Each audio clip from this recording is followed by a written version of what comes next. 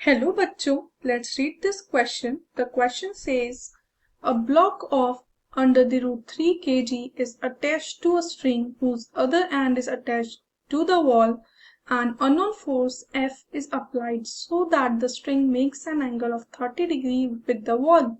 The tension T in the string is given G equals to 10 metre पर second square. Question में हमें एक block given है जिसका मास है अंडर द रूट 3 kg जो कि एक स्ट्रिंग के साथ अटैच्ड है और एक फोर्स F अप्लाइड की जाती है और जो स्ट्रिंग है वो 30 डिग्री का एंगल बना लेती है फिर वॉल से। हमें बताना है कि जो टेंशन है स्ट्रिंग में T वो कितनी है। की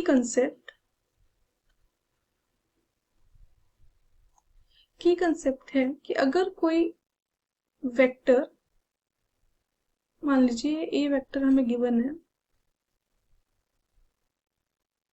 और ये 30 डिग्री बना रहा है,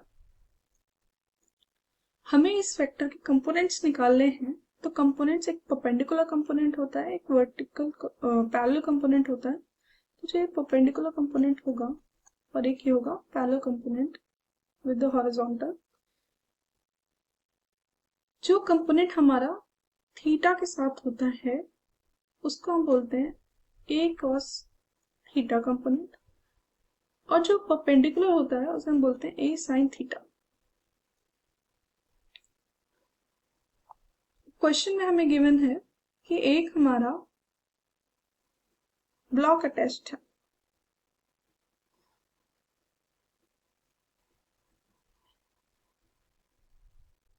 ये हमारा फोर्स लग रहा है इस डायरेक्शन में और यहाँ पे हमारा एक मास अटैच्ड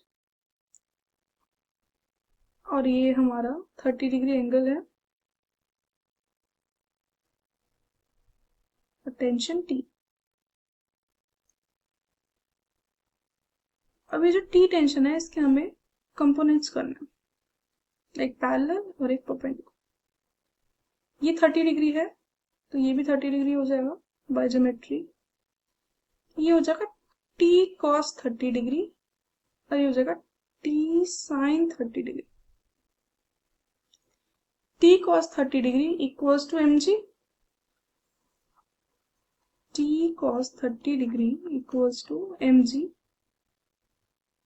यहाँ से हमें T की वैल्यू निकालनी है, m हमें पता है, G 10 लेना है तो T की वैल्यू आ जाएगी हमारी T cos 30 degree equals to under the root 3 into 10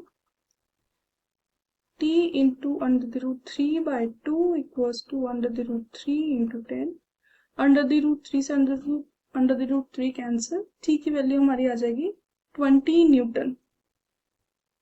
The final answer is A option, 20 Newton. Hope you understood it well. Best of luck.